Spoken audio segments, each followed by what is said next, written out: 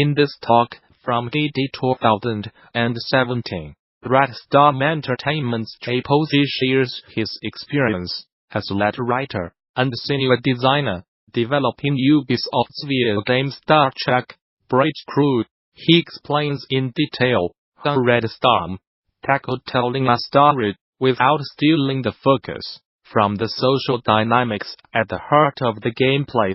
Posey covers how the team drew on 50 years of content to identify and distill the core Star Trek experience, how they developed a narrative framework to support it, and how they tackled telling a story without stealing the focus from the social dynamics at the heart of the gameplay. It was an intriguing and informative talk, especially for anyone writing for VR.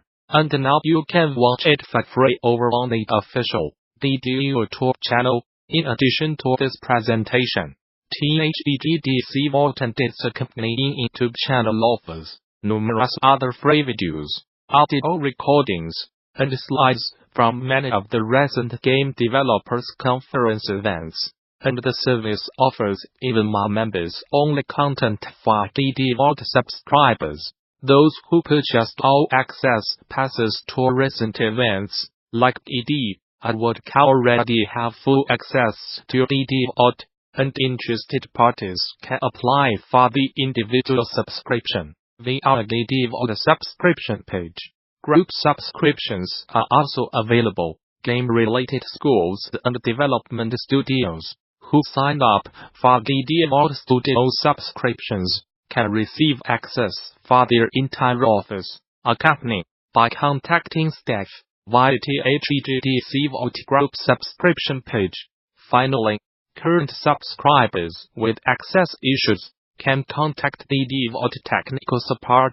In the midst of Epic's State of Unreal briefing at DD today, the company confirmed plans to bring a bunch of old and upcoming games to its Epic Game Store, including exclusives from devs like Remedy, Quantic Dream, Obsidian, and more.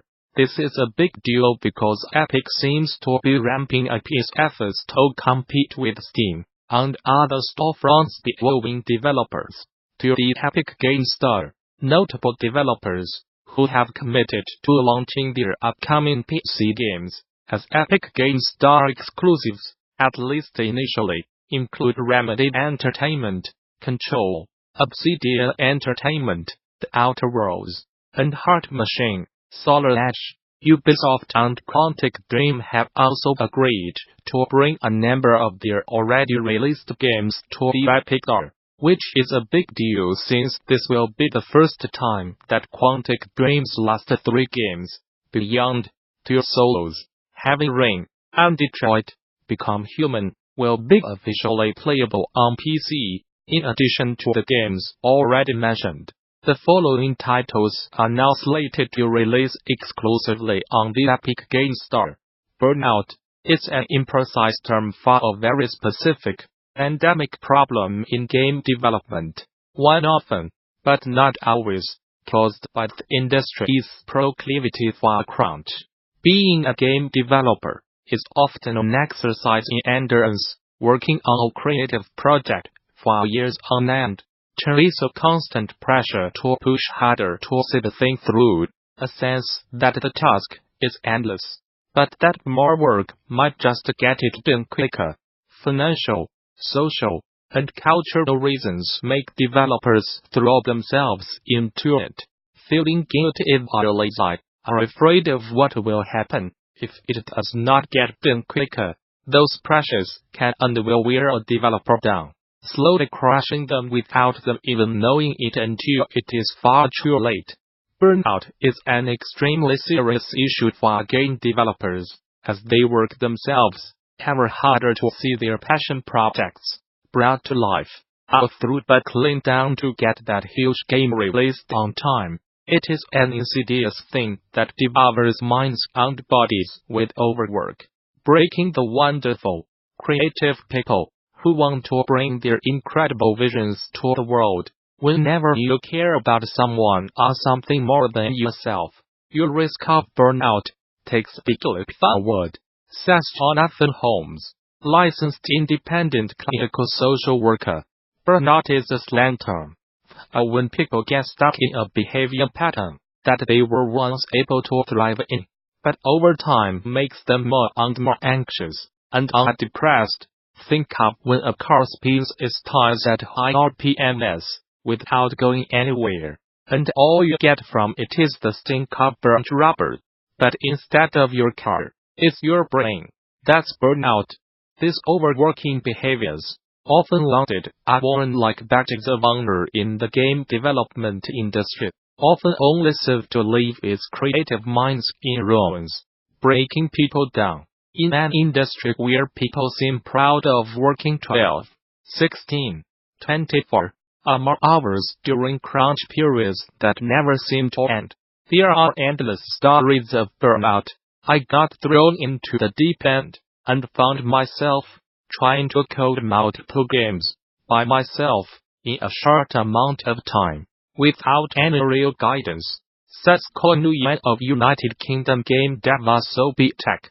As time went on, the time pressures grew and grew, as each milestone had to be reached, regardless of the various issues I was running into due to my inexperience. I went from working from home to moving into a small bed and breakfast, so I could be closer to the office, meaning I could code from the first thing in the morning to the very last thing at night, rinse and repeat.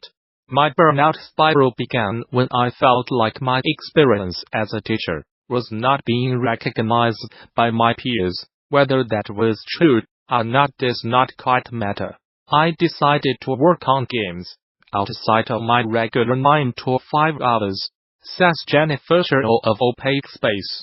I kept taking on more and more gigs outside of my full-time job to seek legitimacy, and I never felt like I was quite doing as well or as much as others in my industry. A lot of regional awards and the official recognition include questions on what a person does besides their regular job. E.g. 30 under 30 lists. So there is a general consensus on asking people to work more than the regular 40 hours a week. On the worst nights, I would lay in bed with my laptop, glowing with Game Maker open. Says James Earl Cox III of Seemingly Pointless. I was trying to play with it next to me, hoping that maybe I would wake up refreshed and ready to code something. But it mostly existed as a reminder that I was not making anything anymore. There was an overwhelming one of guilt. I'd fall asleep in a panic and wake up the same way, one day closer to whatever trivial deadline I was currently reading. These stories can be the end of a game, though, the last straw for a project, and for the person behind it. As an industry, how can we identify warning signs in our own behaviors? How can we sense burnout coming before it hits? And what can we do about it when it's here? Most importantly, how can we stop it from happening to begin with? Gamasutra spoke with a handful of developers about their personal stories of burnout, and how, as an industry, we can hope to heal and better protect from the awful practices that led to it. In graduate school, I was pushed to work myself to the bone, and I did it was a year and a half accelerated master's degree program at the Guildhall at Seoul, says Tanya Short of Kid Fox Games. Although classes were of a standard length, assignments and projects easily ate up 60 to 80 hours every week. The whole 80 maths. I have become very sensitive to how the quality of my work suffers when I am not well rested, physically and mentally. In the latter half of 2016 and the first half of 2017, I took Sausage Sports Club to several PAX conventions, these being big marketing and networking opportunities. I of course wanted to push to make the game as polished as possible, says Chris Wade of Blackshot Games. Each time one of these events would come around, I did spend 2 weeks before the show overworking myself every day. That means long hours, not spending time with friends and my then girlfriend, and just generally failing to take care of myself and living space. Then the event comes and there's more crunch, like living with booth prep, setup, and then having to be on all day, every day demoing the game at each convention. All of that combined to make me a ball of stress and anxiety and dead brain. And then I do get home and be useless for a few days, and then close to useless for a few weeks. And now the next PAX is in a month.